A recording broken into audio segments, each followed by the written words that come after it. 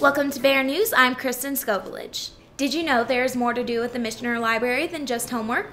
One alternative is to look at some professional artwork. The opening reception for the A View of the West art exhibit took place Friday afternoon at the Mary Michener Gallery. The Colorado artists Raymond Schuster and Karen Cade have over 50 paintings up for display. A crowd of art enthusiasts slowly strolled into the exhibit. People wandered about the gallery, taking in the art, and munched on finger foods in between paintings. After about an hour, guests had the opportunity to get to know the artists and ask questions in a brief Q&A session.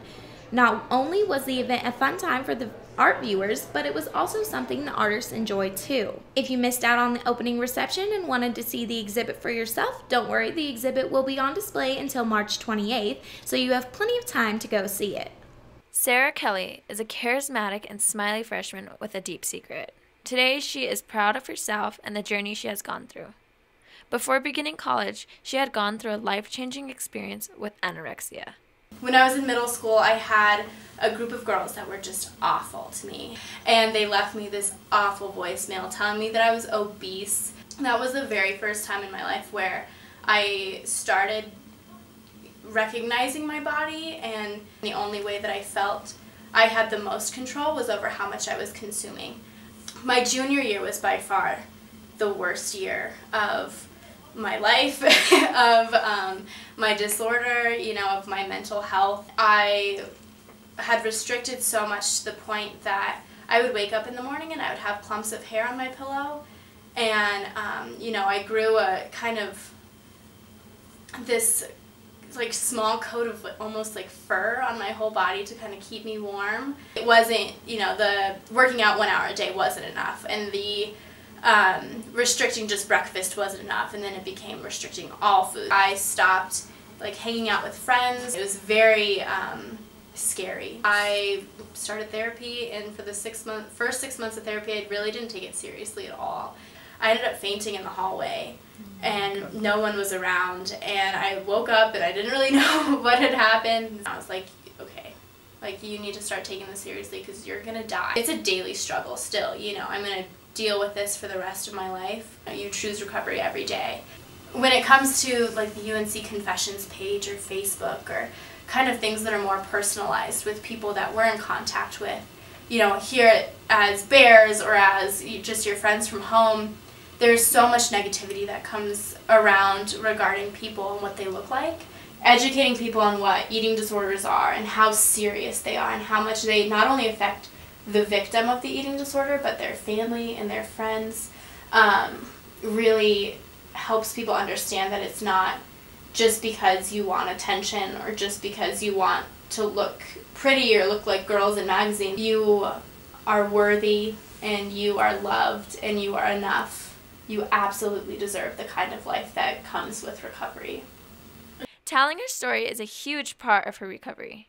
She is an inspiration to the 24 million people of all ages and genders suffering from eating disorders. UNC is always bringing new and exciting speakers to campus. The most recent speaker was the second installment of the Schultz Series talks, Dr. Laura Vick. Students filled the panorama room to hear Dr. Vick talk about why we should preserve the forests of the Maya. Students had the opportunity to attend the speech for class credit. All they had to do was sign their name and what class they were attending for. Dr. Vick spoke about her work with the people and monkeys of Punta Laguna. The talk focuses on the struggle between the locals trying to make money and the monkeys just trying to survive. Dr. Vick is the Ragland Professor Emerita of International Studies and Anthropology. The talk was sponsored by the Anthropology Department and the Environmental and Sustainable Studies. The swing club got things moving and shaking, playing both the oldies swing music and throwing in many current songs intertwined with the swing dance theme. This created an energetic atmosphere that got students to get up and show off what they got. I got the chance to speak to Amanda Rita, secretary of the Swing Dance Club. I decided to join Swing Club. The Schultz Foundation. And I kind of got involved, and they kind of just took me in and adopted me, and they're just my extended family, and I'm so happy because they just accepted me, and they're a great club. So what we're doing here is every Wednesday night we'll have lessons that is normally about 7:50 in Turner Hall lobby, and we'll teach beginner and intermediate, and then we'll come on up here to the upper fitness room of the rec center, and we'll have social dancing, and it'll be perfect because you kind of learned all the steps, you reviewed it, you can just go on the dance floor and have a breeze. Reporting from the UNC Recreation Center, I'm Carlton Lawrence, Bear News. Alright, UNC students, it's Friday night and it's time to do something different. I'm not talking about going to the Jaeger or going to the Patrick's to get a beer. I'm talking about going to the Crest. This is a place where you can get cheap movie tickets, get dinner, get some beer and wine, and have a great time, either with your friends on Friday or Sunday night, or maybe taking the lady out. The Crest is a great place to go out on the town. The Crest is open Thursday through Sunday, and showtimes are on Facebook or their website. They are closed, though, Monday, Tuesday, and Wednesday. The Crest offers live music and open mics, as well as a full bar and restaurant. Employee Jacob Exner explains why the Crest is a little different than other movie theaters. You drink while you watch a movie, which is pretty awesome. And then on Sundays, they have free movies, just because they have a full bar while you watch your movie, so you can get drunk. Crest also offers all the normal movie fixins, including candy, popcorn, and soda. Reporting from the Crest Cinema and Lounge, I'm Nathan Fusco, Bear News. UNC hosted Eastern Washington on February 27th as the Bears looked to stay undefeated at home this year. The Bears got off to a good start as Tevin Svihovic finds Connor Osborne for the easy dunk.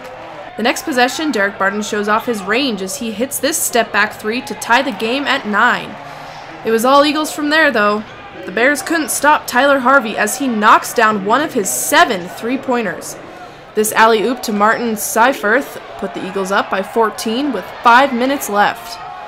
Eastern Washington hands UNC their first loss at home this year. BJ Hill spoke after the game about what it takes for this team to be great. They have to make a decision that other teams have made to be successful.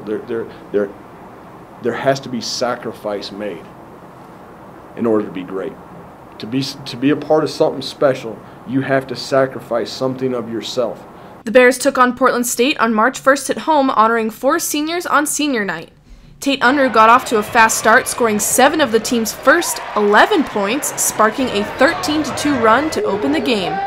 Unruh finished the night with a team high of 22 points. The Bears finished the half with a 5-point lead after Derek Barton converted the putback.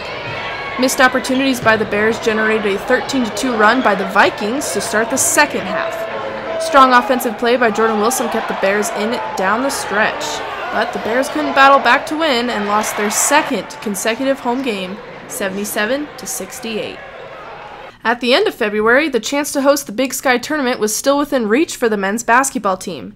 After losing to North Dakota on March 4th, the Bears are now looking to clinch a spot in the postseason. The Bears needed to come back from a 15-point deficit in order to take this game. Senior Derek Barton came out with 17 points and 5 rebounds for the night. Troy Huff of UND doubled Barton's total with 34 points. North Dakota also nearly doubled the Bears in rebounds with 33 over 16.